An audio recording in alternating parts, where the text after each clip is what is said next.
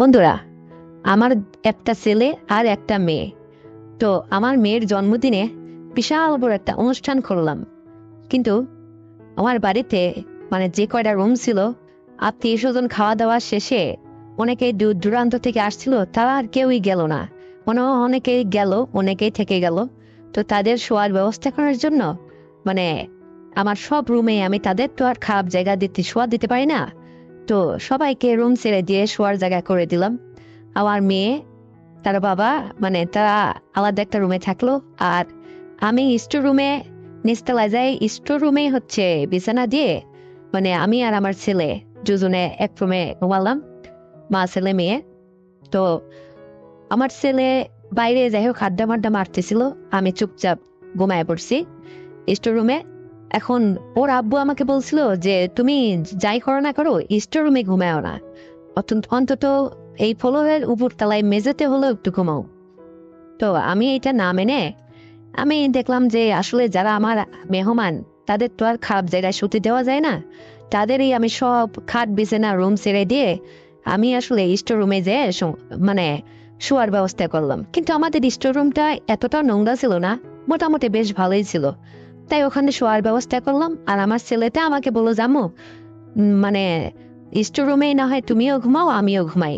তাই বললাম ঠিক আছে বাবা, কোনো সমস্যা নেই, তুমি বাইরের থেকে ঘুরি ঘাড়া তোমার বন্ধু বান্ধব তাদেরকে বিদায় আদায় করে দিয়ে তুমি এসে এখানে শুয়ে পড়ো। তাই বলে আমি একটু দরজা মেলাই দিয়ে আমি নিজে ঘুমায় পড়লাম। তো যাই হোক, তখন প্রায় রাত 12টা বা 12:30 বাজে এরকম একটা সময়। তখন আমার ছেলেটা কখন আসছে আমি তাও জানি না। আমি সারাদিন মেহমানদারি করে আমি ক্লান্ত ছিলাম। তো স্বাস্থ্য ভালো মোটা সোটা মানুষ, আমি ওই ফ্যান ছেড়ে দিয়ে আরামে রিল্যাক্স একটু ঘুমাচ্ছিলাম। কখন যে ঘুমায় গেছে আমি নিজেও জানি না। কিন্তু অর্ধেক রাতে হঠাৎ আমি ঘুমের মাতালে খুবই যেন আমি অস্থির, কষ্ট হচ্ছে আমার। কিন্তু ভাবলাম যে কিরে এরকম হচ্ছে কেন, আমার এইরকম। তারপরে আমি একটু নড়ে চড়ে ঘুরে শুতে যাই, দেখি আমার উপরে ভারী কিছু একটা চেপে আছে। তো এইটা অনুভব করে মানে ঘরের মধ্যে, রুমের মধ্যে বাতিটাও নেবানো ছিল, লাইটটা বন্ধ ছিল, আর যা অনুমান করতে পারিনি। তারপর হঠাৎ মনে হলো যে আমার ছেলেটা তো আমার পাশেই শোয়ার কথা, কিন্তু কই ও নেই। আর আমার এইটা এরকম ভার ভাল লাগছে কেন এতটা, আমার যেন দম বন্ধ হয়ে আসছে, এরকম একটা ভাব লাগতে লাগলো। তারপরে আমি যাই হোক ধাক্কা দিয়ে খুব চাপাচাপি করে হাত দিয়ে সরাই দেওয়ার চেষ্টা করলাম, কিন্তু তবুও দেখি সরে না। তো হঠাৎ একটা হাত এসে যেন আমার মুখ চেপে ধরলো। তো আমি এইটি অনুভব করি কি ব্যাপার, আমার মুখটা আবার চেপে ধরে গেল। তো এখন এইটা অনুভব করতে যাই, দেখি যে ওদিকেও কামসারা সেট করে ভিতরে গেতে দিচ্ছে। তো এইটা আমি আসলে পরে যখন ঘুম ভেঙে গেল ভালোভাবে, তখন আমি বুঝতে পারলাম। তখন যাই হোক খুব জোরাজোরি করে সরাই দিলাম। তখন দেখি যে না, আমার ছেলেই তো। আসলে ও ঘুমের মাতাল, আমি ঘুমিয়ে রয়েছি, সে এসে আমাকে এইভাবে ইয়ে করতেছে। তো আমি তাকে বললাম যে তুমি তুমি এটা করতেছে কেন? আর তখন বলতেছে যে আম্মু, আমি তোমার মুখ চেপে ধরছি এই জন্য যাতে তুমি চিল্লায় বা কাউকে কোনো কিছু না বলো। এই জন্য তোমার মুখে হাত দিয়ে আমি রাখছিলাম যে ঘুমের ঘুমের ঘরে যদি তুমি উঠে পড়ো। তখন বলতেছে যে কি অবস্থা তোমার, কত দূর? তো তখনও হেসে দিয়ে বলছে যে যা হওয়ার হয়ে গেছে, শেষ। আমি অনেকক্ষণ ধরেই তো চলতেছি, তুমি তো ঘুমাইতে পারো, আর তুমি এইভাবে ঘুমাইলে কিচ্ছু টের পাও না। এইটা আসলে আমি আজকে বুঝলাম। মানে আমি অনেক কিছু করে ফেলছি, কিন্তু তুমি কিছুই টের পাও নাই। তখন আমি শুনি অবাক, কি ব্যাপারে, ও বলে কি, আসলে কি সত্যি নাকি? তো পরে আমি কিছুক্ষণ পরে ওর কথা শুনে আমি একটু কেমন যেন একটা অবাক হয়ে গেলাম, ওর অবাক দৃষ্টিতে তাকায় গেলাম ওর দিকে। তারপর আমি বলতেছি যে মুখটা ছাড়ো, তুমি কোনো কিছু, আমি কাউকে কিছু বলবো না, তুমি না আমার ছেলে, তো তোমার কথা আমি কি কাউকে বলি? যাই হোক, আমার কাছে কেমন যেন একটা ব্যথা বা অসহ্যকর মনে হচ্ছিল, আর কেমন যেন আমার মধ্যে একটা বিরক্তকর লাগতেছিল। তখন আমি বাথরুমে গেলাম, যে যাই হোক বাথরুমে যাই নিজে একটু পরীক্ষা করে দেখলাম যে তাই তো, সবকিছু এরকম এলোপাতাড়ি ভেজা। তো এইটা অনুভব করে আমি বুঝলাম যে সারছে তাহলে। আমি যতক্ষণে ঘুমাইছিলাম এর মধ্যে সবই হয়ে ও ও সেরে ফেলছে। তো এইটা করে আমি একটু খুব ক্লান্ত বোধ করতেছিলাম। আসলে সারাটা দিন মেহমানদারি করছি তো, মানে শরীরটাও ভালো ছিল না। আর এর মধ্যে যে ও এসে আমার ঘুমের ঘরে এরকম করে সবকিছু করে ফেলছে, কতক্ষণ ধরে বা করছে কে জানে। তারপরে আমার যখন ঘুমটা ভাঙছে তখন তো আমি নড়চড়া করে মানে কোনো একটা কিছু ভারী অনুভব করে ধাক্কা দিচ্ছিলাম, কিন্তু ও বরং সে একটা হাত এসে যেন অন্ধকারে আমার মুখটা চেপে ধরছে। তখনই আমি খুব পাঁচটা করে বুঝতে পারলাম যে আমার ছেলে। তো তখন যাই হোক ওকে কিছু বললাম না, না বলে ওকে আমি বললাম যে ঠিক আছে, তুমি এটা যখন করছো ঠিক আছে, তুমি এই রুমে ঘুমাও, আমি আসলে তোমার কাছে এটা আশা করিনি বাবা, আর আমি এটা কাউকে বলবো না। আমি রুম থেকে বের হয়ে যাচ্ছি, আমি অন্য ফ্লোরে যেয়ে ঘুমাই, তোমাকে বিশ্বাস নেই, তুমি আবার কখন কি তোমার হয় কাকে মনে করে কি করো।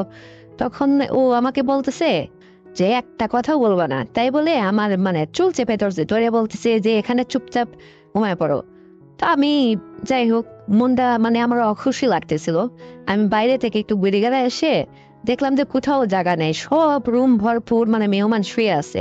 যে তাদের তো আর খাপ জায়গায় শোয়ানো যায় না, তাদের এই জন্য রুম ছেড়ে দিয়ে আমি স্টোর রুমে ঘুমাইছি। তারপরে এসে আবার দরজা লাগিয়ে দিয়ে আমি শুয়ে পড়লাম। এখন এও প্রায় রাত শেষের দিকে, তখনও আমি আবার ক্লান্ত শরীর তো ঘুমায় পড়ছি, তখনও দেখি ওই একই অবস্থা, মানে ধুমসে চলতেছে। তখন আমি বুঝতে পেরে আমি কি আর কিছু বলতেছি না, যে যা হয় হোক গা, তো মানে ছেলে তো আপনাকেও না। তো কিছু না বলে আমারও খুব ভালো লাগতেছিল। অনেক সময় পরে সে দেখি যে সেই বা কত পারে, মানে এক সময় ওর সবকিছু শেষ হয়ে গেল, পরে আমাকে বলতেছে জাম্মু এখন তো সবারই মেহমানদারি করতে হবে, উঠে পড়ো। তো যাই হোক একদম শেষ রাত্রে শুভ সাদিকের আগে আমি উঠে পড়লাম, উঠে ওকে সাথে করে বললাম যে ঠিক আছে, তাহলে মেহমানদারি করতে হলে তোমারও করতে হবে, তোমারও মেহমান আছে আমারও মেহমান আছে, চলো মা ছেলে দুজনে গোসল সেরে নিয়ে তারপরে সবাইকে আবার নাস্তা টাস্তা বানিয়ে খেতে দিই। তো তারপরে থেকে বন্ধুরা মানে আমার ছেলে যেন একটা অভ্যাসে পরিণত হয়ে গেল, লজ্জা ভয় ভেঙে গেল। তখনও মাঝে মধ্যেই এরকম করতো, মানে আমাকে ডেকে মানে আমার যেন বাধ্য করতো, ব্ল্যাকমেইল করার মতো, মানে খুবই চেষ্টা করে দিনের পর দিন এইভাবে ও একটা সাত রেগালও করতো। বলে যে আম্মু তুমি কোনোদিন আমাকে বিয়ে শাদীর কথা বলে টলো না, মানে এভাবে আমি যে মানে একটা ইন্টারেস্ট মজা পেয়েছি এটা থেকে আমাকে বঞ্চিত করো না, দিনের পর দিন যেন তুমি আমাকে এ বিষয়ে একটু হেল্প করবা। তো আমি আর আমারও আসলে ভালোই লাগতো, মানে ছেলে মানুষ তো মানে খুব করেই ও করতো। তো তারপর থেকে আমি নিয়মিতই ওকে যাই হোক সহযোগিতা করতাম, সবকিছু দিতাম, ও করতো। আর ওর সার্বিক সেবা যত্ন যা কিছু একটু বেশি বেশি করে করতাম, কারণ আমাকেও এতবার যখন মানে লজ্জা ভেঙে দিয়ে উপকার করা শুরু করলো, তা আমার খুব ভালো লাগতো বন্ধুরা। তারপর থেকে যেন কেউ এটা মাইন্ডও করে না, নিজের ছেলে আমি ওকে নিয়ে মানে আমার বাড়ির মধ্যে সমস্ত কাজকর্ম করি। তা যাই হোক সকাল শেষে আমি স্নান করলাম, স্নান করে সেরে সবাইকে মেহমানদারি করে বিদায় টিদায় করে বাড়িটা ফাঁকা হয়ে গেল। তারপর থেকে ছেলের সঙ্গে আমার দিনের পর দিন চলতে থাকলো, কিন্তু বলো করার কিচ্ছুই ছিল না, মানে বাধ্যতামূলক যেন হয়ে গেছে ঘুমের ঘরে। তো বন্ধুরা আমাদের গল্পটি যদি তোমাদের একান্ত ভালো লেগে থাকে তাহলে এক্ষুনি চ্যানেলটিকে সাবস্ক্রাইব করে দাও, ভিডিওতে একটা লাইক দাও আর শেয়ার করে অন্যকে দেখা শুরু করে দাও। আর হ্যাঁ বন্ধুরা, আরো সুন্দর ভিডিও নিয়ে আসছি, ততক্ষণে অপেক্ষায় থাকো। নিজের স্বাস্থ্যের যত্ন নিও। আল্লাহ হাফেজ।